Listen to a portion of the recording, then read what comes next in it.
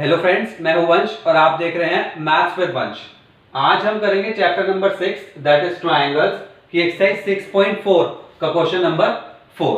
तो देखो question number 4 में हमें क्या गिवन है। If the areas of two similar triangles are equal, वो कह रहे हैं दो सिमिलर ट्रायंगल्स के एरिया अगर इक्वल है तो prove that they are congruent. तो हमें प्रूव करना है कि वो दोनों ट्रायंगल्स आपस में कॉन्ग्रुएंट है। तो देखो सबसे पहले इस क्वेश्चन के लिए हमें सिमिलर और कॉन्ग्रुएंट में क्या डिफरेंस होता है वो पता होना चाहिए। तो देखो बताते हैं। लेट सपोज कि ये दो में ट्राइंगल्स गिवन है, triangle A B C and triangle D E F. अब देखो पहले सिमिलैरिटी की बात करते हैं। अगर ये दो ट्राइंगल्स आपस में सिमिलर हुए तो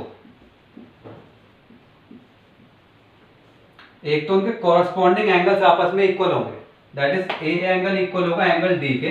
ट्राइंगल ये इस ऑर्डर में गिवन है, ए बी सी और डी ई एफ। वैसे अगर आपको कॉन्ग्रुएंसी और सिमिलैरिटी बिल्कुल डीप में पढ़नी है तो मैंने एक्सरसाइज 6.1 के इंट्रोडक्शन वीडियो में बिल्कुल डीप में पढ़ा है। डिस्क्रिप्शन में लिंक दे दूंगा वीडियो को, उसमें जाके देख लेना।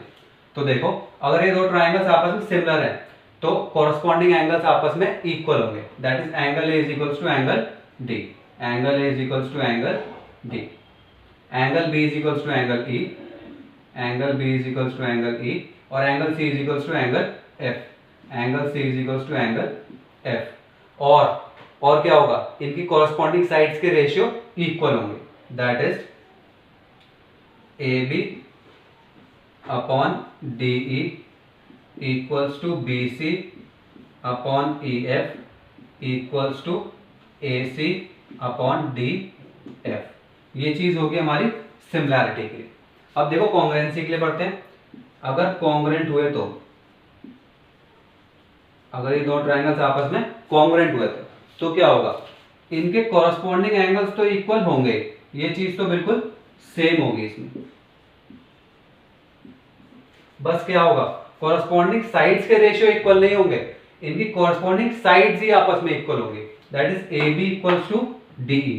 तो यहां पे लिख रहा हूं A B equals to D E, B C equals to E F, B C equals to E F and A C equals to D E, A C equals to D E. अब देखो question में हमें ये दो triangles आपस में similar given है, ये चीज हमें गिवन है और हमें प्रूफ क्या करना है कि ये दो ट्रायंगल्स आपस में कॉन्ग्रुएंट होने चाहिए। तो दो सिमिलर ट्रायंगल्स को कॉन्ग्रुएंट प्रूफ करने के लिए हमें एंगल्स के साथ तो कुछ करना ही नहीं, एंगल्स तो सेम है कॉरस्पॉन्डिंग, बस हमें कॉरस्पॉन्डिंग साइड्स के रेशियो इक्वल ना करके कॉरस्पॉन्डिंग साइड्स ही इक्वल प्रूफ करनी है। इसका मतलब अब हमें प्रूफ करना है A B equals to D E, B C equals to E F and A C equals to D E. Question समझ में आ गया। हमें क्या प्रूफ करना है, ये प्रूफ करना है कि जिनकी कॉरस्पॉन्डिंग साइड्स हैं वो ही आपस में इक्वल है। तो देखो कैसे प्रूफ करूंगा, ये नोट कर लो अगर आपको सिमिलैरिटी और कॉन्ग्रुएंसी में डिफरेंस देखना है तो। इस क्वेश्चन को सॉल्व करने से पहले ये चीज इंपॉर्टेंट थी समझनी। अब देखो क्वेश्चन इजीली सॉल्व हो जाएगा। अब गिवन और टू प्रूफ लिख लेते हैं। हमें गिवन क्या है कि if the areas of two triangles are similar. तो लेट सपोज ये दो ट्राइंगल्स हैं, ठीक है। तो ये दो ट्राइंगल्स पहले तो सिमिलर हैं आपस में।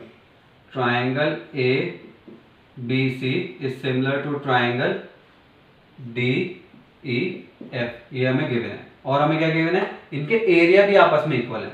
तो area of triangle A B C is equal to area of triangle D E F. अब हमें प्रूफ क्या करना है, टू प्रूफ। हमें प्रूफ करना है कि triangle A B C is congruent,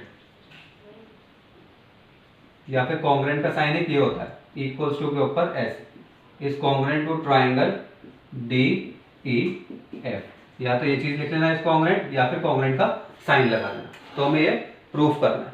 अब देखो प्रूफ कैसे करेंगे, बहुत सिंपल है।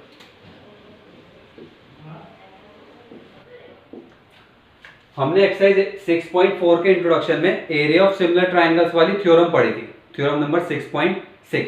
वो क्या कहती थी, अगर दो ट्रायंगल्स आपस में सिमिलर हैं तो उनके एरियाज के रेशियो इक्वल होंगे उनकी कॉरस्पॉन्डिंग साइड्स के रेशियो के स्क्वायर के इक्वल।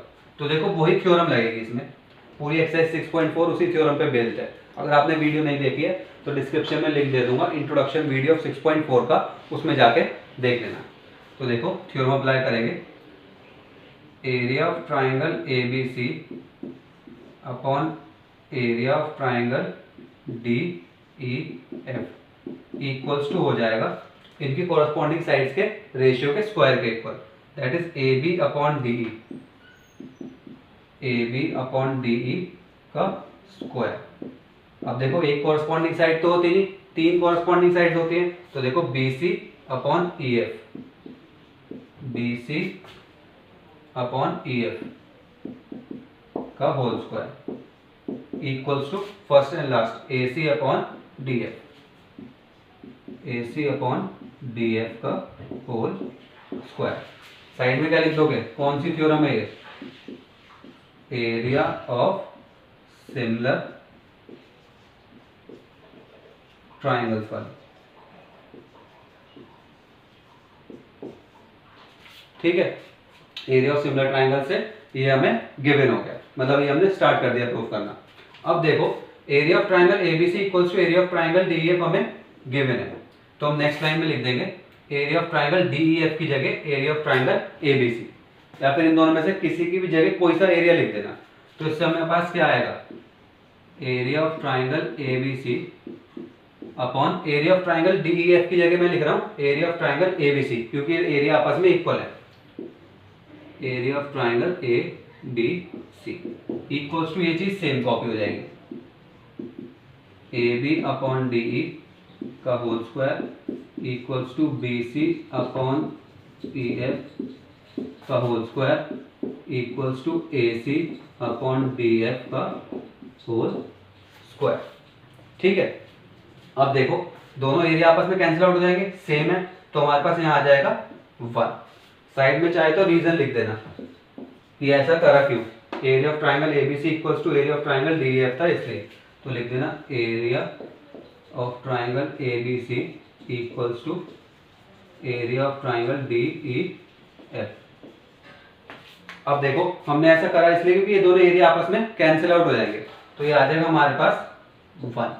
और जब ये 1 आ जाएगा तो देखो 1 इक्वल्स टू, पहले हम इसके इक्वल प्रूफ, इसके इक्वल रखेंगे AB अपॉन DF के होल स्क्वायर के, तो इससे AB इक्वल्स टू DE आ जाएगा, जो हमें चाहिए था AB इक्वल्स टू DE, और एक एक करके कॉरस्पॉन्डिंग साइड्स आपस में इक्वल आ जाएंगी। पहले AB इक्वल्स टू DE आएगा क्योंकि इक्वल्स टू 1 है, उसके बाद BC इक्वल्स टू EF आएगा क्योंकि इक्वल्स टू 1 है, उसके बाद AC इक्वल्स टू DF आएगा क्योंकि इक्वल्स टू 1 है। तो देखो यहाँ तक कॉपी करो, आगे बताता हूँ। अब देखो पहले हम 1 को इक्वल रखेंगे AB अपॉन DE के होल स्क्वायर के, तो 1 equals to AB upon DE का होल स्क्वायर। तो देखो इसे मैं ऐसे लिख सकता हूँ 1 इक्वल्स टू AB का होल स्क्वायर अपॉन DE का होल स्क्वायर। मैंने स्क्वायर को अलग अलग लिख दिया से, कोई दिक्कत तो नहीं है। तो देखो अब DE का होल स्क्वायर मैं इधर ले जाऊंगा, तो जब DE का होल स्क्वायर को 1 से मल्टीप्लाई करूंगा तो हमारे पास DE का होल स्क्वायर ही आ जाएगा। इसका मतलब DE का whole square equals to AB का whole square.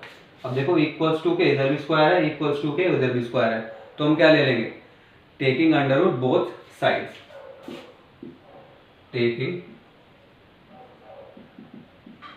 Under root on both sides. तो इसका मतलब क्या होगा, अंडर रूट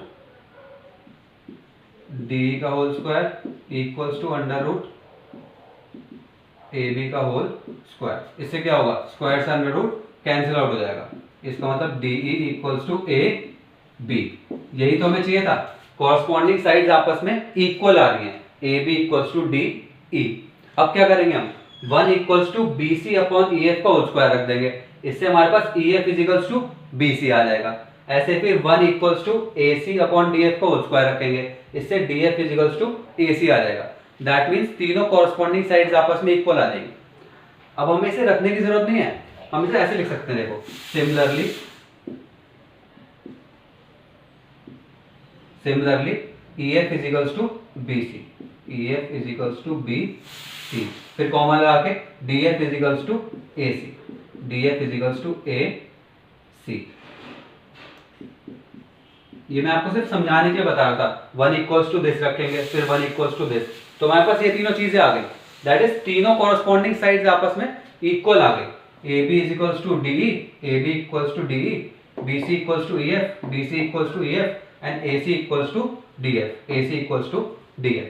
इससे नेक्स्ट लाइन में लिखना, ये तीनों इक्वल आ गए कॉरस्पॉन्डिंग साइड्स। नेक्स्ट लाइन में लिखना angle A equals to angle D, angle B equals to angle E, angle C equals to angle F। That is corresponding angles भी आपस में इक्वल हैं, और ये क्या है हमें गिवन। इन दोनों की वजह से triangle ABC is congruent to triangle DEF, जो चीज हमें प्रूव करनी थी। ये कॉन्ग्रुएंसी का साइन है, इक्वल्स टू के ऊपर S। ये हो गया हमारा क्वेश्चन नंबर 4 फिनिश। सिंपल था, लॉजिक पता होना चाहिए था सिमिलैरिटी और कॉन्ग्रुएंसी में क्या डिफरेंस होता है। उसके बाद हमने थोड़ी सी चीज अप्लाई करी और आंसर आ गया। तो ये हो गया हमारा क्वेश्चन नंबर 4 फिनिश। अब अगर वीडियो पसंद आया तो लाइक करना, शेयर करना, और ट्राइंगल्स चैप्टर में से या फिर क्वेश्चन नंबर 4 में से कोई भी प्रॉब्लम हो तो कमेंट बॉक्स में पूछ लेना। नेक्स्ट वीडियो में मिलते हैं।